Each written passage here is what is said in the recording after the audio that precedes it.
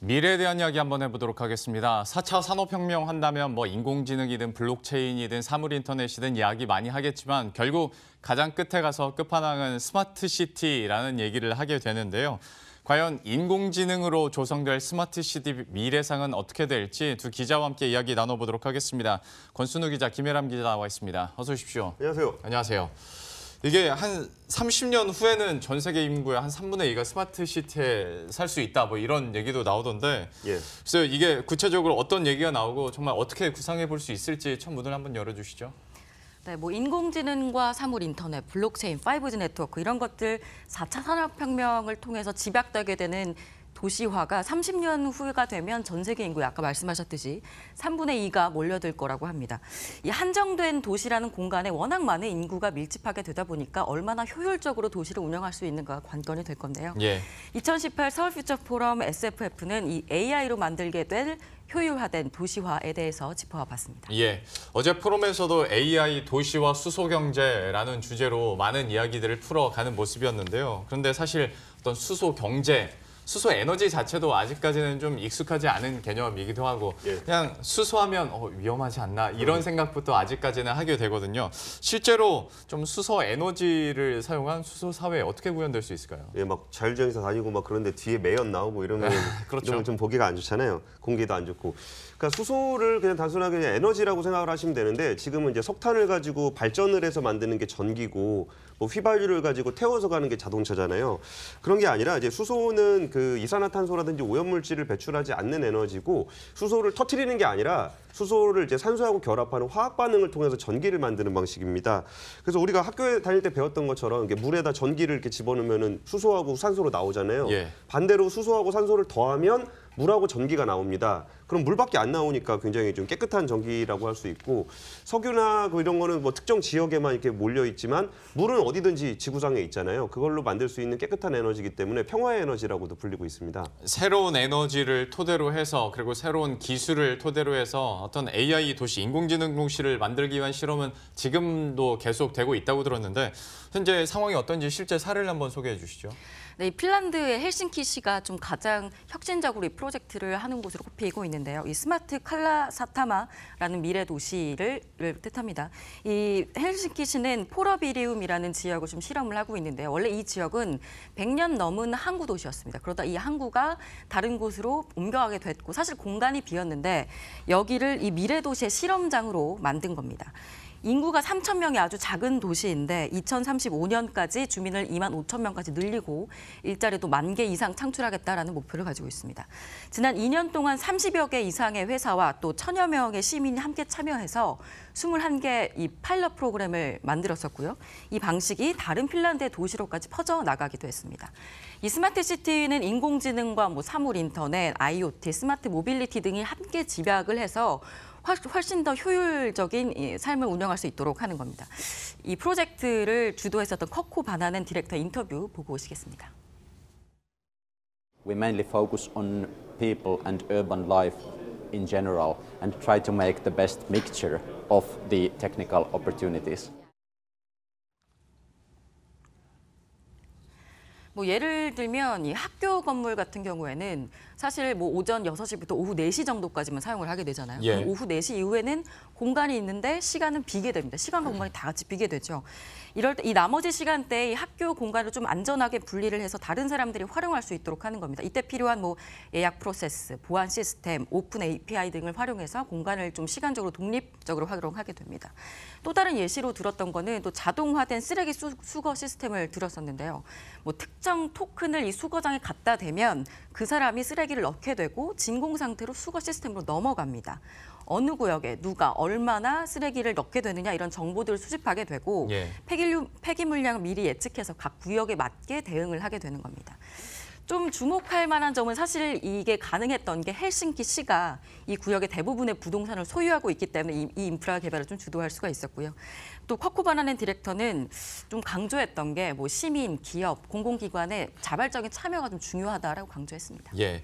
이전에 저희가 이 시간에 인공지능 이야기를 할 때도 비효율화를 최대한 효율화시키는 것에 목적이 있다라는 얘기를 해드렸었는데 인공지능 도시 그리고 스마트 시티도 결국 최대한의 공간적인 그리고 시간적인 효율화를 만드는데 좀 주목이 될 것 같습니다. 그런데 이 효율화라는 게 아직 좀 추상적으로 다가와서 실제로 우리 삶에 어느 정도 효율화, 그러니까 개선된 삶을 제공할 것인지에 대해서는 어떻게 가늠해 볼 수 있을까요?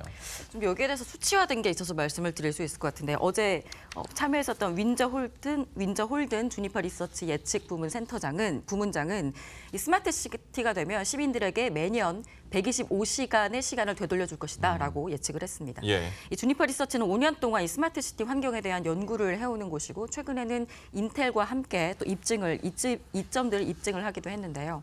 이 윈저 홀든 부문장은 스마트 시티가 되면 거주 적합성, 이동성, 생산성, 치안, 헬스케어 등에서 모두 좀 향상될 것이다라고 말을 했습니다. 윈저 홀든 부문장의 인터뷰 보고 오시겠습니다. In terms of efficiencies saving for businesses, that you can move from a system where an individual just takes the car to work to one where he or she switches to a smart approach of using a combination of bike, of train, of leased vehicle, then the time can be saved by 25-30 minutes. 네, 이 연구 결과에 따르면 헬스케어를 보면 연간 10시간 정도가 절약이 된다고 합니다. 5G 네트워크를 병원이 사용하게 되면 의학 시스템을 예방적으로 해서 대기 시간도 줄이게 되고 또 감염 가능성도 미리 방지할 수 있다고 하고요. 또 인공지능 챗봇 서비스 같은 게 있으면 1차 진단을 좀 집에서 할 수 있기 때문에 이런 시간들이 절약이 됩니다. 예. 또 가장 많이 시간을 절약할 수 있는 게 교통체증을 줄이는 겁니다. 교통체증으로 1년에 평균 70시간을 길거리에서 벌이고 있다고 하는데요. 연구에 따르면 교통감지, 주차 시스템을 자동화하고 자동 통행료 시스템 등의 인프라가 구축이 되면 60시간 정도를 절약을 할 수 있게 된다고 합니다. 또 스마트 시티는 공공안전 분야에도 적용되게 될 건데요. 인텔과 GE, AT&T가 함께 만든 어떤 이 프로젝트에서는 연간 35시간을 절감할 수 있을 것이다라는 연구 결과가 나왔습니다. 방금 나왔던 내용 중에서 아마 출퇴근하시는 분들은 가장 이렇게 귀에 솔깃하셨던 게 70시간을 내가 길 위에서 버리는데 60시간을 다시 돌려받을 수 있다라는 부분인 것 같습니다. 그만큼 교통수단도 달라질 테고 과연 이것이 어떻게 현실화될지에 대해서도 많이 궁금해하실 것 같은데요. 아무래도 교통수단이 바뀌다 보면 그러면 자동차 산업 생태계 자체도 좀 바뀔 수 있겠네요. 네, 맞습니다. 자동차 산업 좀 중심으로 스마트 모빌리티가 적용이 되게 되면 어떻게 변화할지에 대해서도 어제 이야기가 나왔었는데요. 지금 자동차는 내가 차를 샀다, 너가 차가 있다 이런 소유 개념에서 좀 공유 개념으로 변화하고 있는 과도기가 아닌가 이런 평가들이 나오는데 2023년이 되면 자동차 판매량이 40%가 줄어든다라는 이런 예측 결과도 있습니다. 자동차 회사는 그동안 차를 얼마나 많이 판매하는가에 대해서 좀 초점을 맞춰서 영업 전략도 짰는데 예. 앞으로는 자동차 차체 자체와 서비스를 어떻게 결합할 것인가 이렇게 산업이 변화할 것으로 보입니다. 이 박수동 현대자동차 오픈 이노베이션 전략실장의 인터뷰 보고 오시겠습니다. 개인 소유해서 공유로 바뀌면서 훨씬 더 차량의 사용도가 많아집니다. 그러면 자동차 정비소에 들어오는 횟수도 많아지기 때문에 현재와는 다른 서비스의 정비가 되어야 될 것이고요. 위생 측면에 있어서도 많은 사람들이 사용하기 때문에 이전의 차량과는 다른 컨셉의 서비스가 차량뿐만이 아니라 서비스도 갖추어져야지. 네, 이처럼 오늘은 이 자동차 산업에 대해서만 좀 짚어봤지만 스마트 시티가 되면 사실 다양한 산업의 사업 전략 많이 변화할 것으로 보입니다. 참 우리가 앞으로 맡게 될 스마트 시티에 대해서 저희가 그림을 그려보고 또 어떤 변화가 있을지까지 저희가 말씀을 드렸는데요. 이런 스마트 시티 에너지의 근간이 될 수 있을 또 수소 에너지에 대해서 한번 이야기를 해보도록 하겠습니다. 아직까지는 앞에서 얘기한 것처럼 수소라는 것 자체 그리고 수소 에너지나 수소 사회가 참 낯선 개념이긴 한데 예. 현재 나라별로 봤을 때 그래도 가장 근접해 있는 나라가 어디입니까? 일본이죠. 예, 그래갖고 이제 수소가 좀 낯설기 때문에 저희 예. 머니투데이 방송이 서울 퓨처 포럼을 한 거 아니겠습니까? 예. 그 일본은 지금 전 세계에서 가장 수소 사회에 근접한 국가로 좀 평가를 받고 있습니다. 수소를 어디다 쓰냐라고 생각하면 이렇게 먼저 떠오르지는 않을 텐데 저희가 방송을 하고 있는 이 방송국의 조명이라든지 아니면 이렇게 도시가스라든지 아니면 자동차를 굴리는 연료 이런 것들을 다 이제 수소로 바꿀 수 있다는 거예요. 그러니까 일본 같은 경우는 2011년에 동일본 지진을 겪으면서 이게 원자력을 좀 쓰면 너무 위험하구나라고 하면서 에너지 자금률이 너무나 많이 떨어져 버린 겁니다. 그러면서 국가 전체적인 에너지를 수소로 깔아 찾아보자라는 취지에서 2017년에 세계 최초로 국가 단위의 어떤 그 수소 기본 전략을 세웠습니다. 이미 일본에는 가구별로 한 25만 가구 정도의 그 가정용 수소 연료전지가 나와 있는데요. 그게 뭐냐면은 도시가스를 이렇게 집어넣으면은 거기서 이제 수소 연료전지가 움직여가지고 이게 열을 내면서 난방도 시키고 온수도 만들고 전기도 만들고 그런 겁니다. 예. 그러니까 뭐 주유소 대신 수소 충전소가 있는 거고 발전소 대신 열병합 발전소가 있는 겁니다. 특히 그 일본 같은 경우는 2020년에 도쿄 올림픽이 있잖아요. 이때를 기점으로 이제 다양한 기업들이 이제 자기네들이 어떤 최신 기술을 활용한 수소의 어떤 에너지 활용도를 좀 보여주려고 하는데요. 여기서 제일 중요한 포인트 중에 하나가 이제 수소 가격이 좀 싸져야 되는 거예요. 그러니까 수소 가격이 너무 비싸면 사람들이 안 쓸 거 아니에요. 예. 그래서 일단 사용하는 사람들이 많아지면 이제 규모의 경제가 발생을 할 거고 또 수소를 그러면 어디서 이렇게 조달할 거냐 그래가지고 호주라든지 브루나이라든지 이게 전 세계에 수소가 있을 만한 곳을 이렇게 찾아 헤매면서 수소를 이제 공급받을 계획들을 가지고 있는 겁니다. 그 일본 교수님 말씀 한번 들어보시죠. Fuel cell vehicle and refueling station and a cogeneration system, we have made so many an achievement in the past. And for the future, we have started working on the global supply chain system of hydrogen, which will be very essential supplier of the hydrogen in the future hydrogen society.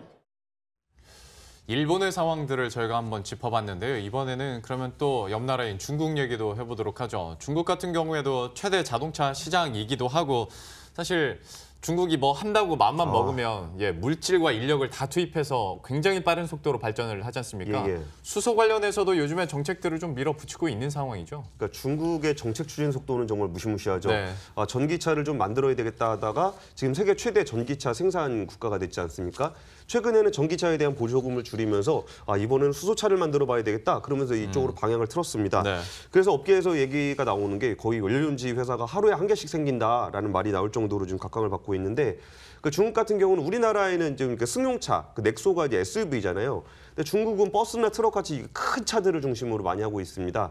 왜 그렇게 하냐면은 배터리 전기차는 사실 소형차라든지 단거리를 가는데 좀 유리한 측면이 있고 수소전기차는 이제 등치가 크고 장거리를 가는 차에 좀 장점이 있습니다. 그래서 이제 버스 같은 경우는 한 대당 50만 위안, 우리나라 돈으로 8천만 원 정도 이제 정부 보조금이 나가고 지자체 보조금은 추가로 더 지급을 하고 있습니다. 트럭 같은 경우도 이제 한 5천만 원 정도의 보조금을 지급하고 있어서 많은 자동차 회사들, 많은 부품 회사들이 이제 연료전지 쪽에 뛰어들고 있는 겁니다. 그래서 2020년까지 수소전기차를 한 5천 대 정도 보급을 하고 5년 후에는 그 10배인 5만 대까지 좀 보급을 해보겠다 그러고 있습니다. 중국 쪽 그 전문가 얘기 말씀 들어보시죠. So at the moment, the government just say this is the right direction. So we have to do that. But at the moment, many local government and company they're more interested about the hydrogen fuel cell. So in China now, at the moment, I think this year we make about 2,500 hydrogen vehicles. Yeah, so a lot of small. 예, 이렇게 뭐 교통수단으로서의 수소 에너지 얘기도 잠깐 나왔었는데 뭐 우리나라에서도 현대차가 수소차 개발을 하고 있고 세계적인 기술력을 갖고 있다고 얘기가 많이 나오지 않습니까? 예. 근데 다른 분야에서는 좀 어느 정도 진척이 있습니까? 그러니까 뭐 수소차 얘기는 우리나라는 워낙 많이 했으니까 네. 이제 건물용 얘기를 잠깐 드려보려고 그러는데 건물에도 이제 수소 연료전지가 꽤 많이 보급이 됐어요. 근데 이게 눈에 안 띄는 이유는 건물 안에 있기 때문이죠. 근데 건물용으로 쓰게 되면 좋은 점이 그러니까 수소 연료전지가 전기를 만들면서 열도 생산을 하거든요. 이걸 이제 보일러를 쓴다든지 온수를 쓴다든지 할 수 있어가지고 굉장히 많이 지금 이제 건물들의 보급이 되고는 있습니다. 하지만 아직까지 많이 부족하기 때문에 정부 차원의 지원이 좀 필요할 것 같고요. 결국 그러니까 수소를 대중적인 에너지로 만들어서 수소 사회를 열어가는 거는 더 많은 사람이 이용을 함으로써 규모의 경제를 발생시키고 가격을 다운시키는 것이 굉장히 중요합니다. 그래서 이제 더 많은 사람들이 수소에 대해서 좀 인식하고 관심을 가질 때 친환경 에너지인 수소로 움직이는 그런 도시, 수소 사회를 만들 수 있을 것으로 보입니다. 지금까지 스마트 시티 그리고 수소 에너지한 내용 함께 다뤄봤고요. 권순우 기자, 김혜람 기자 함께했습니다. 잘 들었습니다. 네, 감사합니다.